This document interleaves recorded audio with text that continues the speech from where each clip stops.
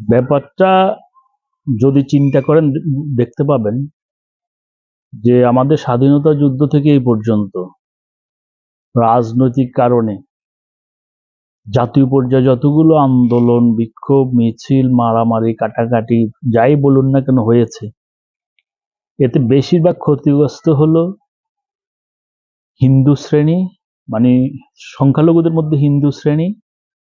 এই সম্প্রদায়টাকে সবাই ইউজ করে, ব্যবহার করে, ওনারাও একটু বুঝে না, দৌড়ায় মনে হয়। আর হলো গরিব মানুষ, মুসলমান বা হিন্দু সবের মধ্যেই গরিব যারা আছে, মুসলমান গরিব, মুসলমান হিন্দু বেশি নিষ্পেষিত। তাই আমি এই সম্প্রদায়কে বলবো, গরিব সম্প্রদায়কে বলবো, আপনাদের সবসময় সতর্ক থাকতে হবে। আপনাদের ব্যবহার করে কার্যসিদ্ধি করা হচ্ছে, কিন্তু স্বাধীনতা যুদ্ধ থেকে এই পর্যন্ত ওই কাহিনীই চলছে।